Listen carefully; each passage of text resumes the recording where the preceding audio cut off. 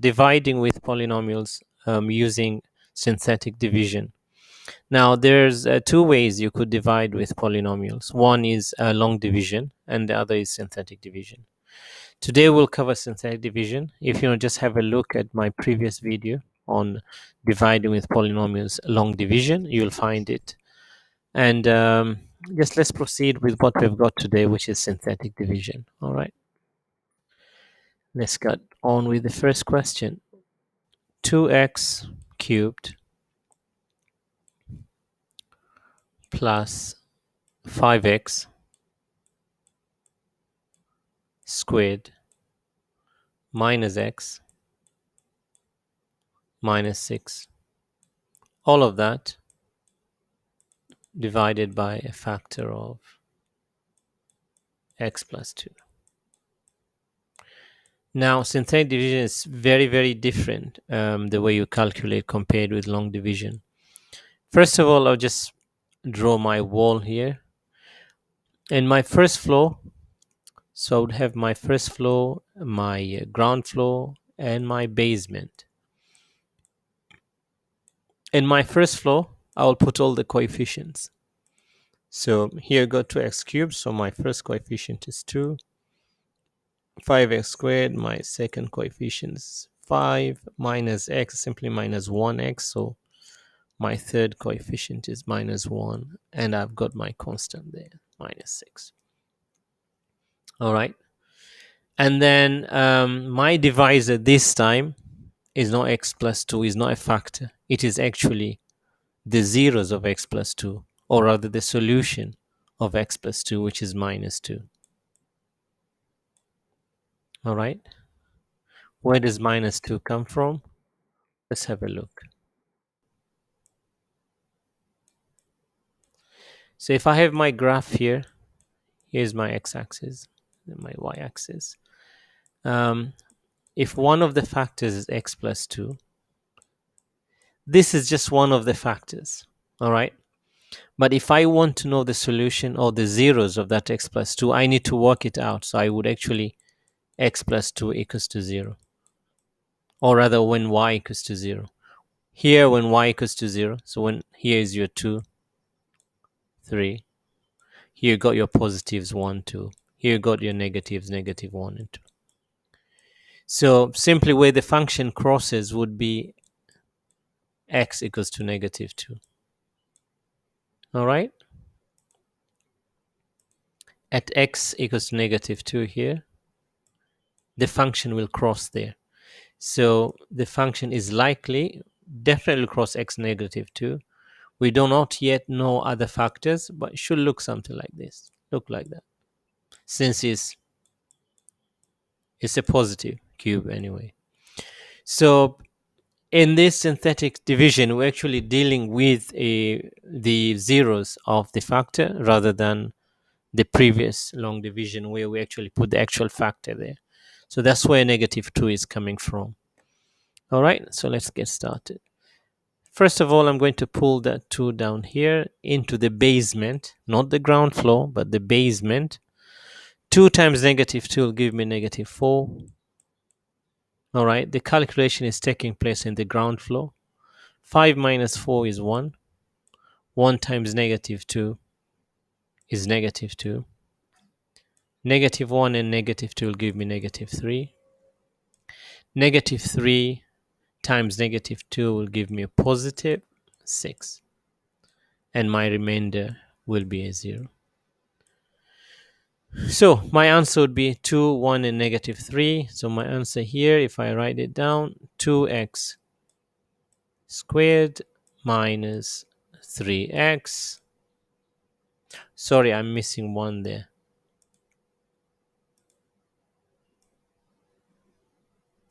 All right.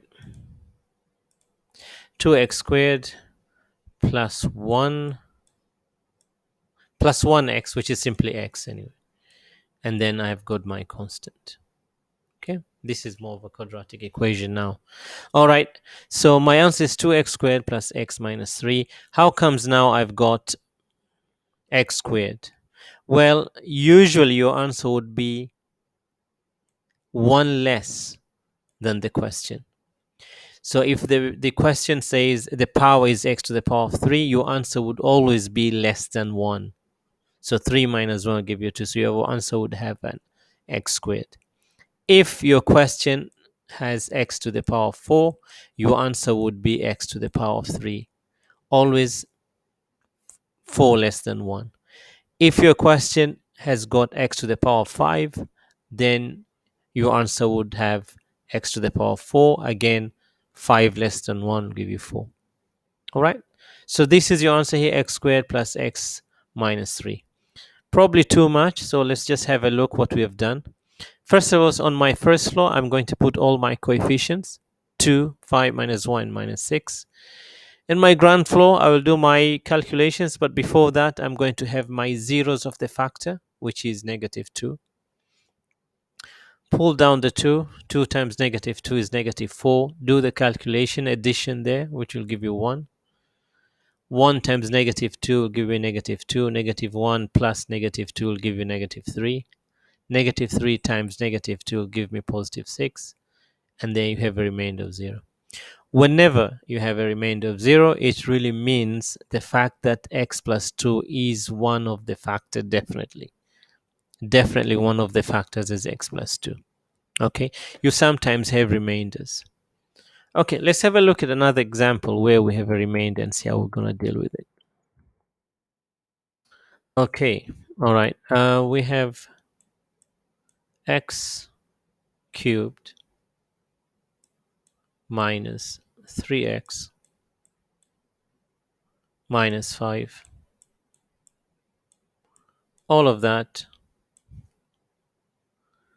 divided by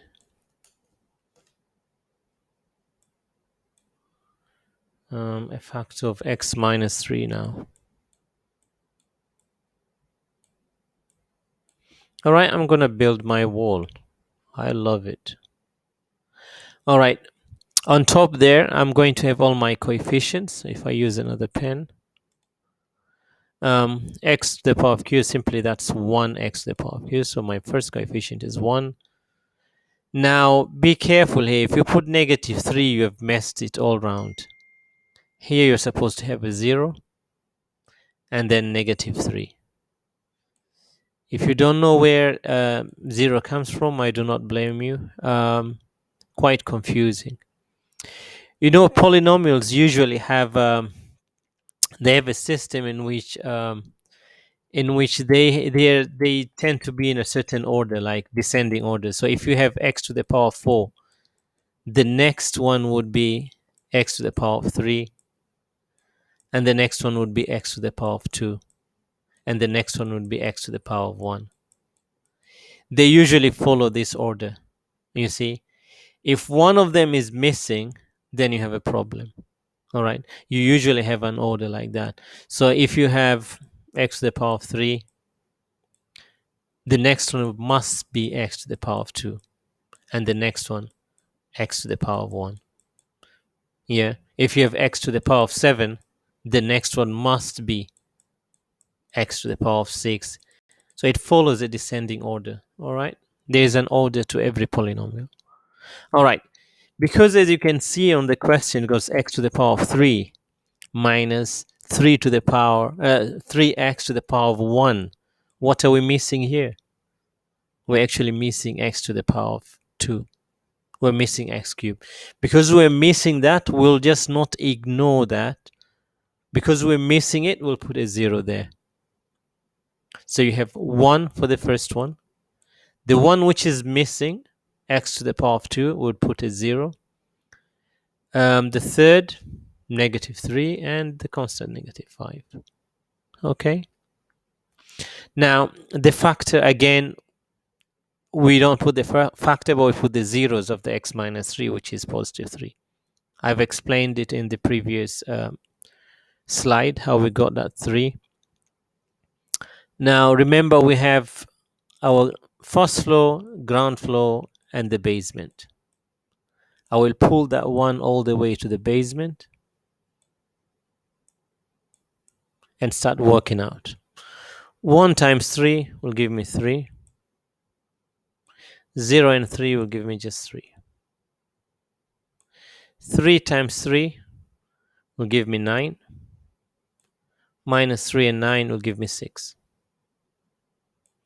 6 times 3 will give me 18. The difference between 18 and negative 5 is 13. And the winner is positive since that 18 is bigger. And that's your remainder. Now you have your answer is x. 1 less than 3 is 2. And then the order follows through. You got 3x to the power of 1 plus 6.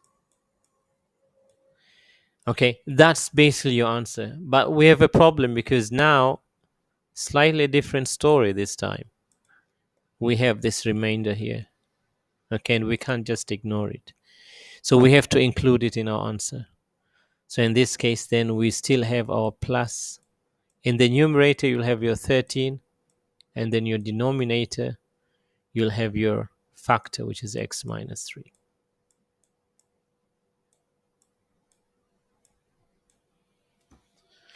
Okay, if I just quickly repeat this. On the first floor, you have coefficients.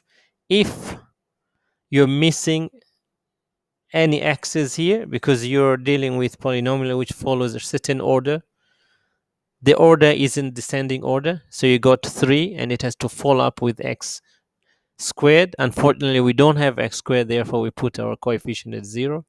Then we have negative 3 and negative 5. The zeros of the solution are x minus 3. Where the function crosses, it will cross in positive 3 in your x-axis. So that's your 0, 0, 3. Just remember, whenever you have a negative, your divisor or your zeros will be positive. And if whenever you have a positive, it's negative. That's the way it works out.